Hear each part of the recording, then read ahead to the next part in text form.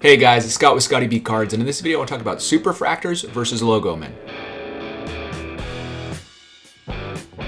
If you're familiar with sports cards, especially basketball and football, you're very familiar with the Logoman. The Logoman is the piece of jersey from the actual MLB batter logo. In the NBA, it's Jerry West. I don't know who the MLB player is. I don't know if it's even a player. Either way, those Logoman patch cards go for a lot. Actually, I have one right here. This one is a Paul Goldschmidt. It's not super valuable, but especially in other sports, they are. And so recently, I came across this post, and it was from a guy on Instagram, and he actually just said, I prefer Logoman over Superfractors. So I polled my audience. I didn't get a ton of people actually deciding. I had like 1,000 people view it and only about 400 people vote. But either way, they said they would prefer a Logoman over a Superfractor. So is that the case? Are we trending that way in baseball? We know it's big in basketball and football. It's getting bigger in baseball. Are we preferring the game-used, game-worn Logoman, which is in the back of the jersey again, so we know it was worn by a player, versus the Superfractor? So in this video, I want to look at why we may be changing as baseball card collectors to like the Logoman more. The one thing I will note is Superfractors are amazing, especially old school Superfractors. There is no secret that they've been diluted. They've been very much diluted. One of ones have been diluted, right? And so I wanted to know how many Elly Cruz rookie Superfractors exist. And that's what I did. I counted it all up. I only included Superfractors. I did not include any one-of-one that wasn't a true Superfractor. That could be said for the Paprascha and Sapphire. Pristine had some Superfractors, some black chrome one-of-ones, and things like that. I did not include dual Superfractors. Base and autographs, I did not include those. I did not include any Topps Now. I did not do any helmet logo for the one-of-ones for the Logomen because they're different. I did not do any Panini cards for Logomen or for Superfractors. I did not do Topps Now. I also didn't do the Topps 5-star rookie cap because these are from hats and they're not really true Logomen and they're player worn. They're not game worn. I didn't include those. I didn't count those. And I did not include definitive one-of-one batting gloves. These are actually really freaking cool because they're from the debut of the player, the batting gloves. The one thing I'll note is Elly didn't even have one, so if I wanted to include it, maybe I could have changed my tune if that would have been the case, but he didn't have one, so I didn't include it. So that's what I didn't include for both of those things. I also didn't include laundry tags because they aren't Logomen, they're laundry tags. So what I did include is sets that are already released and that are going to be released. There's actually only one that I ended up adding, which is Platinum Anniversary, Topps Chrome Platinum Anniversary, and there's only one Superfractor in that set. So that's all there was for that product for Elly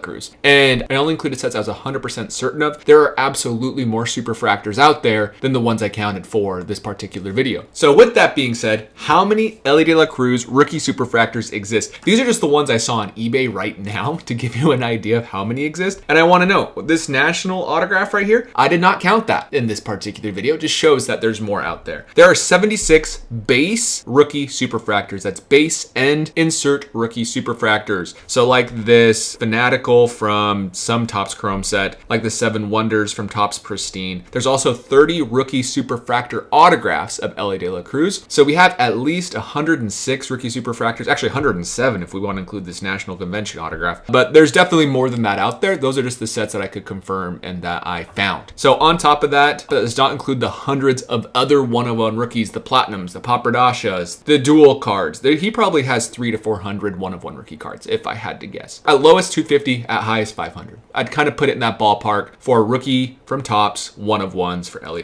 Cruz, 106 or so of which are Superfractors. So how many Logoman does he have? How many Logoman rookie cards does Elly Cruz have? In comparison, he has 5. He has 5 total rookie Logomen, and that is for sets that have not been released, like Dynasty, which we can look at. He has 2 game-worn, non-autographed Logomen, which is from Transcendent and Diamond Icons. All of these represent the sets that he has. We actually saw the Dynasty just barely. I didn't get it in this video yet, but if you want to look that up, you can see it online. For Transcendent, this is what that Logoman would look like. This is it right here. It's the same design. It would just be Elly Cruz with the rookie logo and a Reds Logoman versus an Astros Logoman. For Diamond Icons, this is the actual Diamond Icons, this Ichiro right here, what Elly does look like as well. I just didn't have a photo of it. He only has 2 game-worn autographed Logoman, which is going to be in Diamond Icons right here for this Adrian Beltre and where this Luis Robert is for Dynasty. The Dynasty is more sought after, I would argue, and he has 1 not game-worn Logoman. So like this Jason Dominguez over here, this is player worn, not worn in a game, not really as valuable, if we're being honest, if we have game use versus player worn. So realistically, realistically, we could say he only has 4 total game-worn Logoman that exist, compared to 106 that we know of off the top of our head and doing a little bit of research, Superfractors. And if you go and break it down, some rookies may have more, some rookies may have less. At most, a rookie will have 7 or 8. At most. Elly de la Cruz has been in Series 1 through the entire year. He had 5, right? And one of which was not even game used. So at most, it's 7 or 8, and most players will have 4 or less. Some players will have 1 or 2 for these Logomen. And that's why it can be so valuable for these rookie cards, because it's tied to an actual game. With that being said, there's also hype for Logomen that exists. So an example here, these are just some of the sold listings for NBA. I just went and cherry picked some, so I absolutely cherry picked sales from the last little bit. But we can see some really big sales numbers. We're starting to see that bleed over into baseball cards. I showed that Goldschmidt. I paid like $300 for it. Like, it's not a ton, but maybe it'll catch up to some of these NBA pricing for game-worn Logomen. And on top of that, the rookie debut patch is kind of making this happen, in my opinion, making this transition happen. We're saying, yeah, these are cooler than Bowman Chrome Superfractors in some ways, and the actual sold prices are showing that because it's tying to the debut of that player on card autograph. This is the patch we can confirm he wore. Because of that, I think that can bleed over to what's probably going to be the second best, which is the game used rookie Logoman autograph from the high-end sets. So I think rookie debut patch is making people realize this is cooler because it's tied to something versus just a random prospect card from years before their debut. And I know that's a very simplistic view of me breaking that down, but that could be the rationale behind it. On top of that, this is from Ben Burrows. Him and I are friends on Instagram. We chat sometimes. He did a article on this, how Topps is aiming for a new era of MLB Logoman cards where they're focusing more on it and basically tying them to top moments. So if that's the case, they'll be even more sought after because they'll be connected to specific big moments in games. Think of the Shohei Ohtani Topps Dynasty Black from that particular set where he wore the game used Logoman from the game he hit, got to 50 home runs with 50 stolen bases. So kind of think of it that particular way. So what's the future? Where are we at? Topps needs to proceed with caution. 5 is great for Elly de la Cruz. You don't need more than that. If you want them to continue to have value, that's great. And for the veterans, they might have up to 10 a year at most. There's not very many sets that even offer these Logoman. It's going to be like Transcendent, Diamond Icons, Dynasty, Museum Collection, maybe Tier 1, things like that that are a little bit higher end, but they need to be very careful when they're creating these. Don't put these in Series 1. Don't ruin this particular card, right? Keep it very simple, keep it low print like you're doing. Will these catch on more in baseball? I personally think yes. I have 3 of them now, and I think they're really cool. I like them more than just a random Superfractor personally, but I will have to see what's actually going to happen. And the question arises, like I've already kind of said in this video, are these some of the best non-debut patch autograph rookie cards exist? Are they better than a Topps Chrome Superfractor in some ways because they are tied to a game from a higher end set? You can tell me your thoughts. And since there are so few, Topps should add the MLB authentication sticker, really do a better job of tying it to a game like they've already said they're going to do, but I would like to see that for all Dynasty. Let us know where they came from, even if the player did poorly. I do own a Trevor Story 1-of-1 Logoman Dynasty autograph from his rookie year. It's actually the Father's Day logo, but I can confirm that's from Father's Day, from that Father's Day Sunday, because they only wore that particular jersey with a blue Logoman on that day. He went 0 for 4, a sharp line out to Giancarlo Stanton in the outfield, and